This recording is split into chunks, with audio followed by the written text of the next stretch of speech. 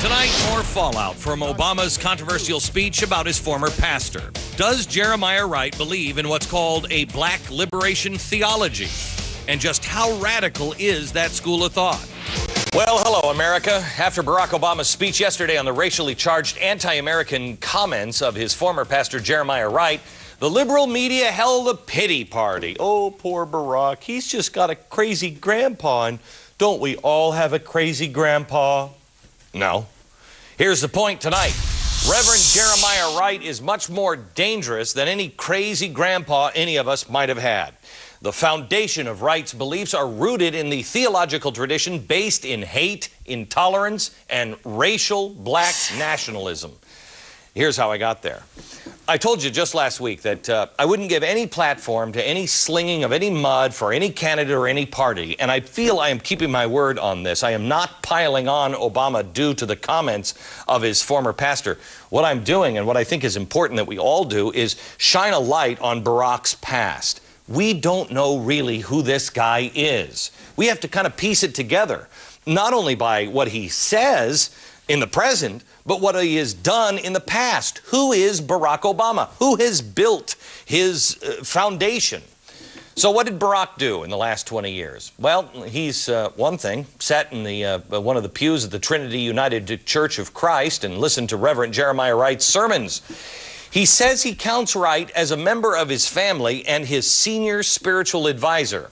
Okay, if that's true, then I think it's fair that we find out who Wright is and what he believes.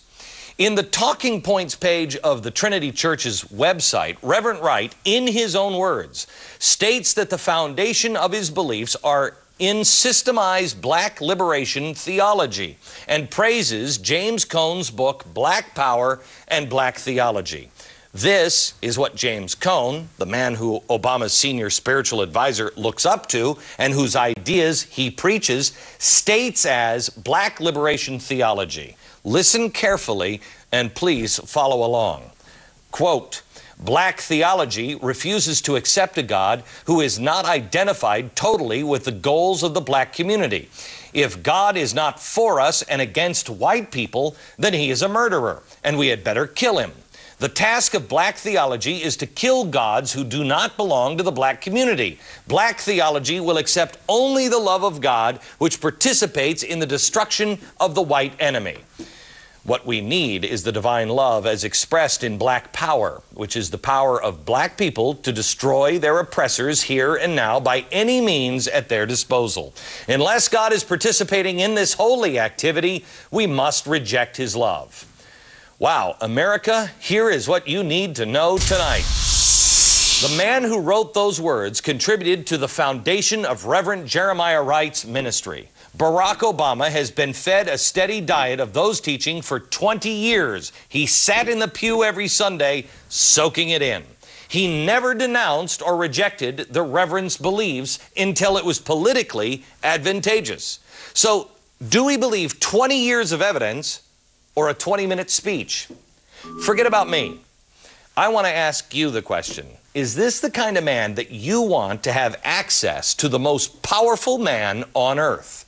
Ken Blackwell is a senior fellow for family empowerment at the Family Research Council, and Ramesh Ponnuru is the Time columnist and senior editor for the National Review. Ramesh, let me start with you.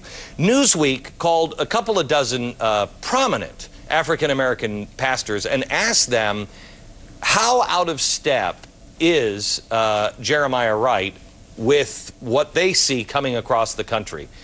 What did they find?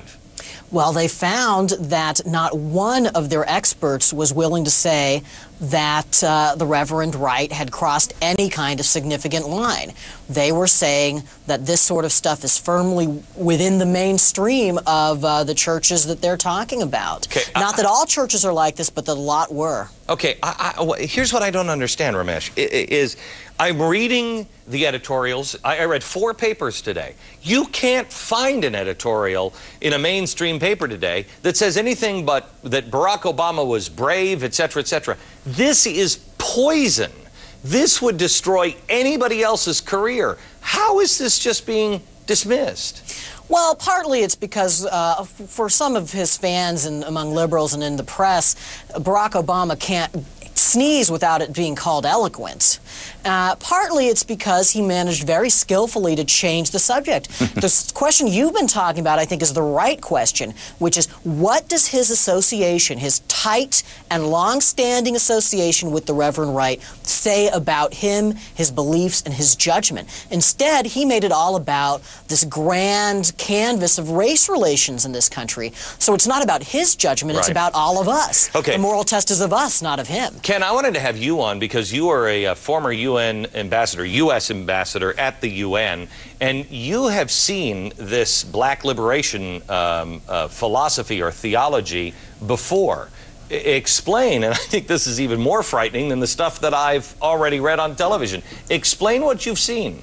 Well, essentially, liberation theology took root in Africa and Central America.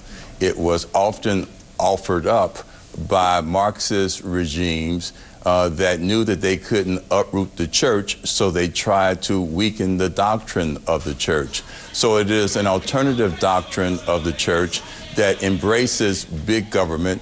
It advances a collectivist ideal and idea, and it says the state, not the individual, is central to society. And that is very disquieting, but it also gives you a better understanding of the undergirding of Senator Obama's big government, liberal philosophy that would increase spending, increase taxes, weaken our military, and our position in the world. I tell you, it explains the comments of his wife. It explains, you're exactly right, his big government ideas. If you understand what this theology is, you do begin to understand Barack Obama, but it is I believe, in a frightening way. However, I'm being labeled the one that's the hate monger for asking these questions. How is this theology out there and it not be labeled racist and hate monger? It's part of a series of parts. You know, here's a guy who says that he studied the doctrine of Saul Alinsky, who was an anarchist, a radical. Here's a guy who basically said that while he was in Reverend Wright's church, he embraces Louis Farrakhan. The fact is that nobody has elevated this beyond his race.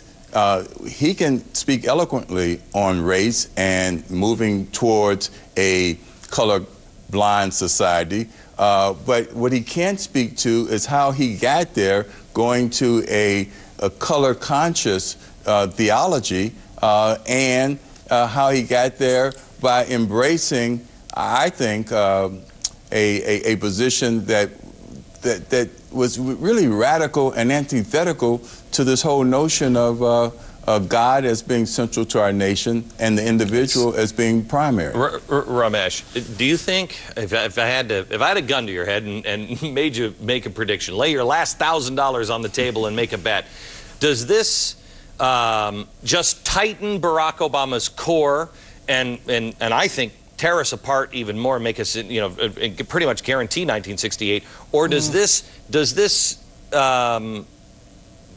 does he get away with it? Does it mean anything to anybody in the end? I think Obama, you know, we've heard a lot of people say, oh, he threaded the needle, and that's true except for one factor. He may be getting through the primaries this way, but unfortunately there's also a general election, and I'm not sure that this kind of double talk where he sort of says he's not excusing the Reverend Wright in his anti-American comments and then gives 7 paragraphs of excuses for it is going to work with the general electorate. Gosh, I think liberals are fooling themselves. I have to tell you, I have more respect for Democrats in this. I don't think Democrats are in line with Reverend Wright at all. Ken, Ramesh, thank you very much.